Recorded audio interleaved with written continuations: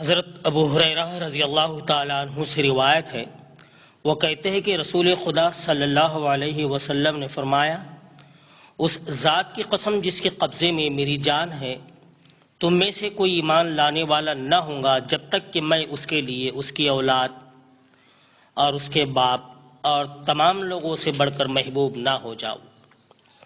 صحیح بخاری میں ہے کہ حضرت عمر رضی اللہ تعالیٰ عنہ نے کہا کہ بخدا اے اللہ کے رسول صلی اللہ علیہ وسلم، آپ مجھے ہر شے سے بڑھ کر محبوب ہے سوائے اپنی جان کے۔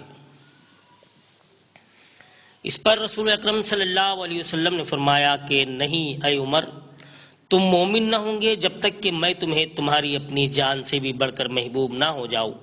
حضرت عمر نے کہا کہ خدا کی قسم، آپ مجھے اپنی جان سے بھی زیادہ محبوب ہیں۔ رسول اللہ صلی اللہ علیہ وسلم نے ارشاد فرمایا کہ اب اے عمر تم مومن ہو۔ حضرت ابو ہریرہ رضی اللہ تعالیٰ عنہ نبی صلی اللہ علیہ وسلم سے روایت کرتے ہیں کہ آپ نے فرمایا، ایمان کے 70 سے کچھ زیادہ شاخیں ہیں اور حیا ایمان کی ایک شاخ ہے۔ حضرت ابو ہریرہ رضی اللہ تعالیٰ عنہ سے روایت ہے کہ رسول خدا صلی اللہ علیہ وسلم کا ارشاد ہے، بخل و حرص اور ایمان دونوں کسی بندے کے دل میں کبھی بھی جمع نہیں ہوں گے۔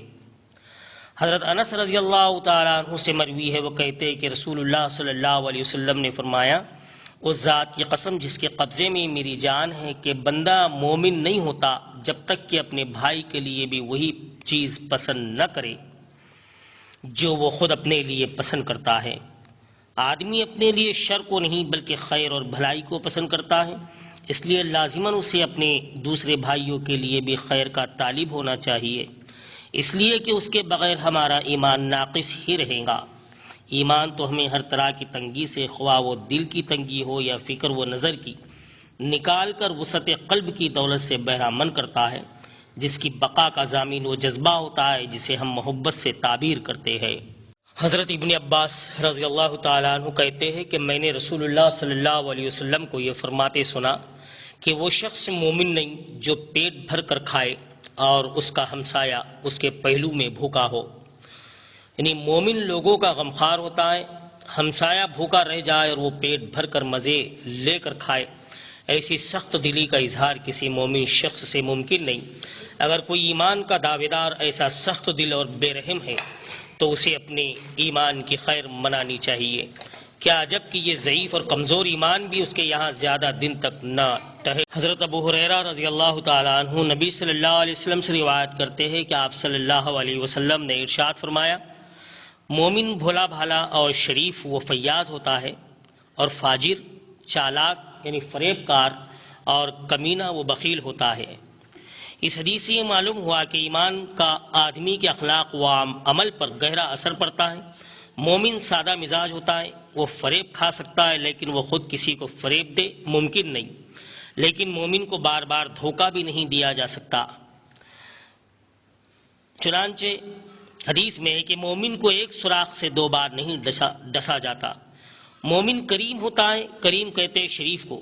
فیاضی شرافت کی سب سے بڑی پہچان ہے، اس کے برخلاف فاجر کے بارے میں شرافت کی توقع نہیں کی جا سکتی، یعنی وہ کمینہ ہوتا ہے جس کی واضح ترین علامت بخل ہے۔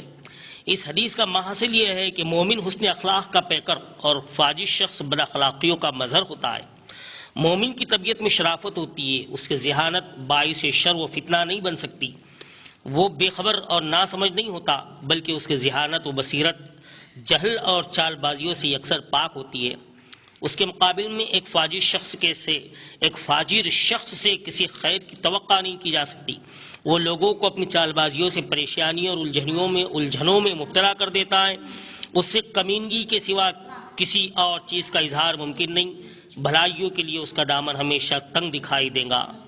حضرت ابو امامہ رضی اللہ تعالیٰ عنہ سے روایت ہے کہ ایک شخص نے رسول اللہ صلی اللہ علیہ وسلم سے پوچھا کہ ایمان کیا ہے؟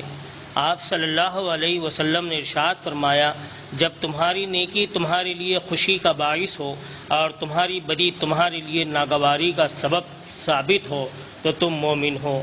اس نے دریافت کیا کہ اے اللہ کے رسول صلی اللہ علیہ وسلم، پھر گناہ کیا ہے؟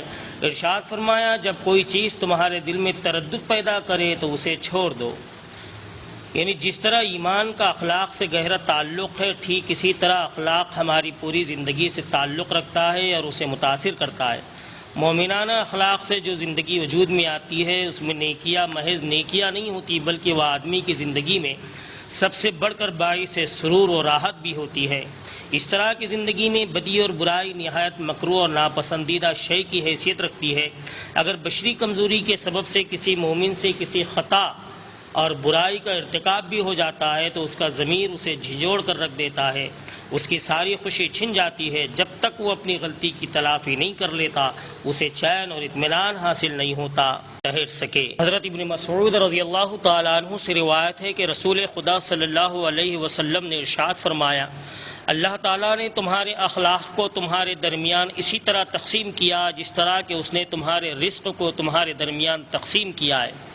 اللہ تعالیٰ دنیا تو اس کو بھی دیتا ہے جس سے محبت فرماتا ہے، اور اس کو بھی جس سے محبت نہیں فرماتا، مگر دین صرف اسی کو عطا کرتا ہے جس سے اسے محبت ہوتی ہے۔ پس جس شخص کو خدا نے دین عطا کیا ہے لازماً اس سے اس کو محبت ہے۔ اس ذات کی قسم جس کے قبضے میں میری جان ہے، کوئی بندہ اس وقت تک مسلم نہیں ہوتا جب تک کہ اس کا دل اور اس کی زبان مسلم نہ ہو، اور وہ اس وقت تک مومن نہیں ہوتا جب تک کہ اس کا ہمسایہ یعنی پڑوسی اس کی برائیوں سے مامون و محفوظ نہ ہو۔